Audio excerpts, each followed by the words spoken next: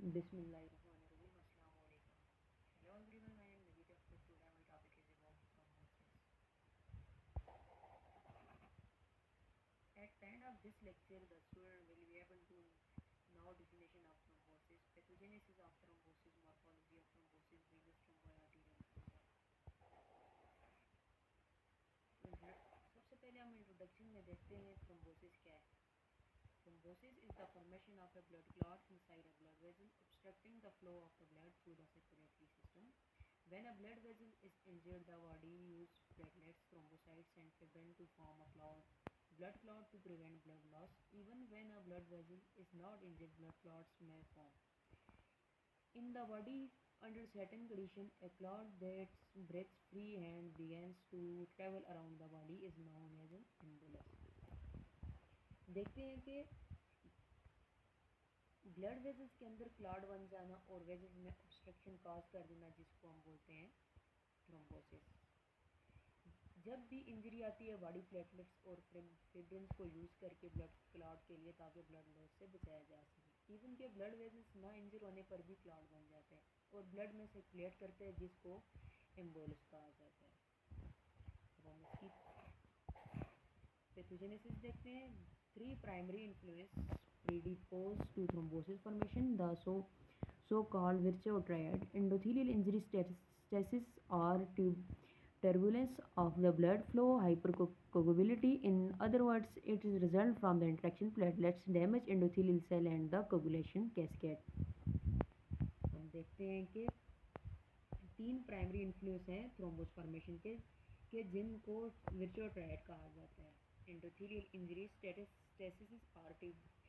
arteriosus of flow, blood hypercoagulability. Diagram में हम देख सकते हैं कि इंडोथीलियल इंजरी होगी तो वो भी हमारे पास किसकी तरफ जाएगी, थ्रोम्बोसिस की तरफ. एबनॉर्मल ब्लड फ्लो, वो भी हमारे पास किसकी तरफ जाएगा, थ्रोम्बोसिस की तरफ. और हाइपरकोगुबिलिटी भी हमारे पास थ्रोम्बोसिस की तरफ जाएगी. इंडोथीलियल इंजरी में क्या होगा, हमारे पास ब्लड क्लॉट बनेगा, वो हमारे पास किसकी तरफ जाएगा, थ्रोम्बोसिस की तरफ. अगर वही क्लॉट हमारे पास सर्कुलेटरी सिस्टम में सर्कुलेट करने लग गया तो वो उसको हम क्या बोलेंगे, थ्रोम्बस. एबनॉर्मल फ्लो, ये भी हमारे पास थ्रोम्बोसिस कॉज करता है. और हाइपरकोगुबिलिटी ये हमारे पास क्या करती है, थ्रोम्बोसिस कॉज करती है. देन हम नेक्स्ट देखते हैं काजेज में there are 2 main causes here we discuss. सबसे पहले हमारे पास आर्थरोस्क्लेरोसिस एनेरिज्म और सेकंड हमारे पास म्यूरल थ्रोम्बाई हाइपरविस्कोसिटी सिंड्रोम. सबसे पहले हमारे पास पहले काज में क्या होते हैं, abnormal aortic and arterial dilation. इसमें हमारे पास आयोटिक की और आर्टीरियल की क्या हो जाती है, डायलेशन हो जाती है. आयोटा और आर्टरीज हमारे पास क्या कर जाती हैं, डायलेट कर जाती हैं और इससे हमारे पास थ्रोम्बोसिस अकर हो सकता है. देन अदर हमारे पास म्यूरल थ्रोम्बाई हाइपरविस्कोसिटी सिंड्रोम में भी हमारे पास रिजल्ट में क्या होता है, स्टेसिस हो जाती है हमारे पास थ्रोम्बस. तो ये थ्रोम्बस बन जाता है या हमारे पास थ्रोम्बोसिस कॉज कर देते हैं. नेक्स्ट हम देखते हैं मॉर्फोलॉजी ऑफ थ्रोम्बोसिस. मॉर्फोलॉजी में देखते हैं venous thrombosis is the formation of a thrombus blood clot within the vein. There are the several diseases which can be classified. Deep vein thrombosis, DVT, is the formation of blood clot within the deep vein. It most commonly affect leg veins such as the femoral vein. हमारे पास जो venous thrombosis होता है, DVT, जो deep venous ये common side हमारे पास हमारी lower limbs यानी कि लेग्स की डीप वेन्स में होता है. कॉमन वेन हमारे पास कौन सी वेन आ गई, हमारे पास फीमोरल वेन में ये ज़्यादातर पाया जाता है, क्या, DVT. 3 factors are important in the formation of the blood clot within the deep vein. These are the rate of the blood flow. सबसे पहले ब्लड फ्लो, किस रेट से ब्लड फ्लो हो रहा है, थिकनेस ऑफ द ब्लड और qualities of the vessel wall. ये 3 हमारे पास फैक्टर्स हैं जो कि इसमें थ्रोम्बोसिस में इम्पोर्टेंट है. किसकी, मॉर्फोलॉजी में लोअर लिम्स की. इसमें हमारे पास सबसे पहले देखा जाता है कि ब्लड फ्लो का रेट क्या है, किस रेशो से ब्लड फ्लो हो रहा है, ब्लड की थिकनेस क्या है और वेसल वॉल्स की क्वालिटीज़ क्या है, वो वीक होगी या स्ट्रॉन्ग है. तो हमारे पास जो क्लासिकल साइन है DVT का, उसमें हमारे पास स्वेलिंग हो जाती है, पेन, रेडनेस और कहाँ, अफेक्टेड एरिया में. अगर हमारे लोअर एक्सट्रीमिटीज़ यानी लोअर लिम्स में DVT होगी तो हमारे पास उसमें स्वेलिंग आ जाएगी, पेन और रेडनेस हो जाएगी. ये थी हमारे पास मॉर्फोलॉजी किसकी, थ्रोम्बोसिस की। हम डायग्राम में देख सकते हैं डी वेंस हमारे पास लेग है, लेग में हम देख सकते हैं फीमोरल वेन में सबसे पहली डायग्राम में उसको जो आर्टरी का ल्यूमन वेंस का ल्यूमन दिखाया गया, ल्यूमन में हम देख रहे हैं normal blood flow.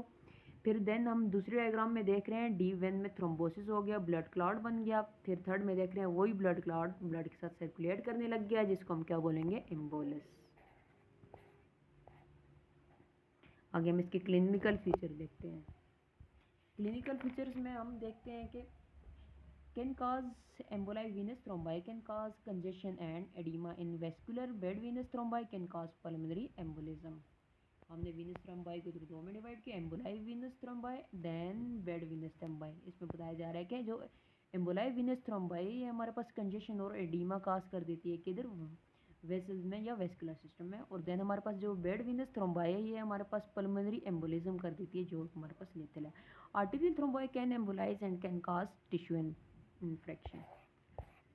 Clinical feature में दोबारा देखते हैं, arterial thrombi pale thrombi originate from the injury sites, they are dry easily breakable granular mass mainly composed of the platelets and fibrins. हमारे पास जो आर्टरीज में हमारे पास थ्रोम्बाई बनती है, हम पेल थ्रोम्बाई बोलते हैं। ये अक्सर औकात हमारी इंजर साइड्स, वो जगह जहाँ इंजरी आई है वहाँ से डेवलप होती है, वो इजीली ड्राई हो सकती है, ब्रेकेबल है हमारे पास किस चीज़ में, ग्रेनुलर मासेस में। और ये कंपोज होती है ज़्यादा प्लेटलेट्स में और फिब्रिन्स में, जो कुछ आरबीसीज को इंट्रैप्ट किए होते हैं। Pale thrombi typically develop in arterial circulation and attach to vessel walls. Pale thrombi हमारे पास क्या होता है, आर्टेरियल आर्टरीज में सर्कुलेट करती है और किसके साथ अटैच हो जाती है, वेसल वॉल्स के साथ। ये थी हमारे पास आर्टेरियल थ्रोम्बाई। तो ये था हमारा आज का टॉपिक थ्रोम्बोसिस। तो हम अब नेक्स्ट टॉपिक देखते हैं, हीमोस्टेसिस। हम सबसे पहले देखते हैं कि हीमोस्टेसिस क्या है। हीमोस्टेसिस इज अ प्रोसेस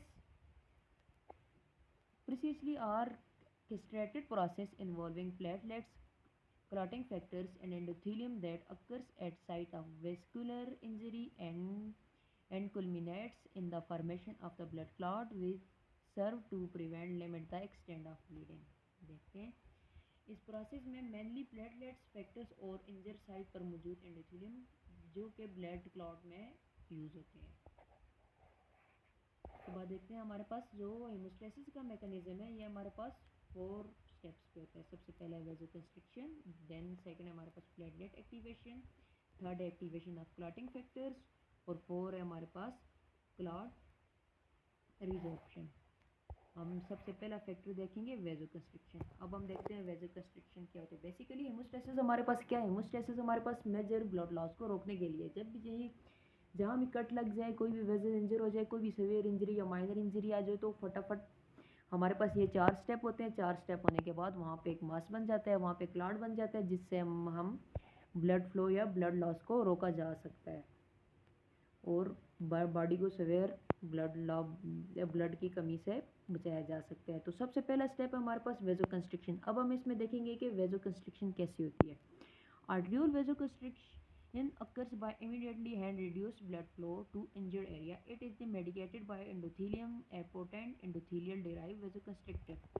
सबसे पहले हमें पता है जैसे ही कोई भी वेसल कट जाती है तो उससे सबसे पहले एंडोथेलियम जैसे ही कट जाता है तो वो एंडोथेलियम एक्सपोज होती है, वो आगे सबसे पहले वेसोकंस्ट्रिक्शन कर देता है। जो हमारे पास वेसल्स होती है उसके ल्यूमन को छोटा कर देते हैं, उसको कंस्ट्रिक्ट कर देते हैं, जिसकी वजह से ब्लड का फ्लो कम हो जाता है, क्योंकि ब्लड जितनी तेज़ी से फ्लो होगा उतनी तेज़ी से बॉडी ब्लड को लॉस करती जाएगी। तो वेसोकंस्ट्रिक्शन में हमारे पास सबसे पहले क्या हो गया, ब्लड का फ्लो कम हो गया। देन हमारे पास डायग्राम में देखते हैं कि एग आर्टरी या एग वेसल है, वेसल का हमारे पास ल्यूमन है। ल्यूमन में क्या चीज़ है, ल्यूमन में इंजरी साइड दिखाई गई है। सबसे पहले इंजरी साइड पे आप देख सकते हैं एक साइड है जो इंजर्ड है, दूसरी साइड है जो सेफ है। सेफ साइड हम देख सकते हैं जो एंडोथेलियम है वो सेफ है, ठीक है, महफूज है, उसे कुछ नहीं हुआ। सेकंड टाइम दूसरी जगह हम देख सकते हैं जहाँ पे एंडोथेलियम डैमेज हो गया। जैसे ही एंडोथेलियम डैमेज हुआ उसने ल्यूमन के एरिया को क्या कर दिया, रिड्यूस कर दिया और रिफ्लेक्स वेसोकंस्ट्रिक्शन हुई और उसने इंजरी साइट से ल्यूमन वाले एरिया को रिड्यूस कर दिया। वेसल थी हमारे पास कंस्ट्रिक्ट होगी और हमारे पास जो ब्लड फ्लो है उसकी स्पीड कम होगी। देन अदर हमारे पास दूसरा स्टेप आ जाता है प्लेटलेट्स एक्टिवेशन एंड एग्रीगेशन। तो हम देखते हैं कि फॉर्मेशन ऑफ इसमें हमारे पास प्लेटलेट्स कैसे एक्टिवेट होते हैं और उनका प्लग कैसे बनता है। Disruption of endothelium exposed subendothelial von Willebrand factor and collagen which promote adherence and activation। जैसे ही हमारे पास एंडोथीलियम आया, एंडोथीलियम ने क्या एक्सपोज किया, हमारे पास subendothelial von Willebrand factor और कोलेजन हमारे पास, और इन्होंने क्या किया कि प्लेटलेट्स को एक्टिवेट भी किया और एडेरेंस और प्लेटलेट्स की एक्टिवेशन की। प्लेटलेट्स सिक्रीट हुए और इन्होंने क्या किया, ग्रेन्यूल में चेंजिंग कर दी। Within minute secrete product recruit additional platelets. हमने देखा कि प्लेटलेट्स कैसे एक्टिवेट हुए, जैसे एंडोथीलियम ने एक्सपोज किया subendothelial von Willebrand factor और कोलेजन को, जिन्होंने आके प्लेटलेट्स की एडेरेंस और एक्टिवेशन कराई, और प्लेटलेट्स की सिक्रीशन होती ही उन्होंने ग्रेन्यूल में चेंजिंग ला। अब हम डायग्राम में देख सकते हैं, सबसे पहले हमारे पास वो सरफेस है, इंजर्ड एरिया, इंजर्ड सरफेस है, उसमें हमारे पास प्लेटलेट्स मौजूद हैं। प्लेटलेट्स की सबसे पहले डिवीजन होती है, फिर उसकी वो ग्रेन्यूल्स की शेप में चेंज कर देते हैं। इधर से हमारे पास ग्रेन्यूल रिलीज होते हैं ADP TXA2, उसकी रिक्वायरमेंट होती है, फिर हमारे पास एग्रीगेशन होम्योस्टेसिस प्लग बन जाता है। और जो प्लग बन जाता है वो हमारे पास एक जो प्लग वो एक सॉलिड फॉर्म में एक क्लॉट बन जाता है, जो हमारे पास इंजर्ड साइड को ब्लॉक कर देता है, जो एक में मेजर लॉस से बचाती है। नेक्स्ट हम देखते हैं डिपोजिशन ऑफ फिब्रिन। हम देखते हैं कि फिब्रिन का क्या रोल है और फिब्रिनोजन फिब्रिन में कैसे कन्वर्ट होती है। तो vascular injury expose tissue factor at the site of injury. Tissue factor is membrane coagulant glycoprotein that express by endothelial cell. हम देखते हैं कि वेस्कुलर इंजरी जो है वो एक्सपोज कर देती है टिश्यूज फैक्टर को। टिश्यूज फैक्टर मेम्ब्रेन में हमारे पास क्या है, कोगुलेंट ग्लाइकोप्रोटीन है, जो एंडोथेलियल सेल से एक्सप्रेस्ड है। Tissue factors activate factor 7 that culminates in thromboid generation. Thrombin cleave fibrinogen into insoluble fibrin। तो हमारे पास फैक्टर 7 आ जाता है। फैक्टर 7 आया, वो टिश्यू फैक्टर्स ने फैक्टर 7 को एक्टिवेट किया, जिसकी थ्रोम्बाइड जनरेशन के लिए हमारे पास जो थ्रोम्बिन थे उन्होंने क्लीव किया किसको, फिब्रिनोजन को इनसोल्यूबल फिब्रिन में कन्वर्ट कर दिया। तो वो हमारे पास क्या चीज़ आ गई भाई, फिब्रिनोजन कन्वर्ट हो गया किस चीज़ में, फिब्रिन में। Then fibrin created fibrin meshwork and protein activator of platelets. The sequence refer to the secondary haemostasis. तो हमारे पास जो फिब्रिन थी उसने एक मेशवर्क और पोटेंट एक्टिवेटर ऑफ प्लेटलेट हमारे पास क्रिएट किया। इस सीक्वेंस को हम क्या बोलते हैं, सेकेंडरी हीमोस्टेसिस। अब हम देख सकते हैं कि जैसे ही टिश्यू फैक्टर आया, टिश्यू फैक्टर ने आके फॉस्फोलिपिड और कम्प्लेक्स इंप्रेशन को एक्टिवेट किया। थ्रोम्बिन एक्टिवेट हुई, उसने फिब्रिन पॉलीमराइजेशन हुई, जिसमें क्या हुआ, फिब्रिनोजन कन्वर्ट हो गया किसमें, हमारे पास इनसोल्यूबल फिब्रिन में, और हमारे पास इंजर्ड सरफेस पे क्या चीज़ आ गई, फिब्रिन। देन देखते हैं क्या होता है। अब हमारे पास जो लास्ट स्टेप है क्लॉट स्टेबलाइजेशन। क्लॉट स्टेबलाइजेशन में क्या हुआ, polymerized fibrin and platelets aggregate undergo contraction to form a solid permanent plug that prevent further hemorrhage. At this stage, permanent plug are set into the motion that limit clotting to the site of injury, lead to the reabsorption and tissue repair। हम देखते हैं polymerized fibrin and platelets aggregate।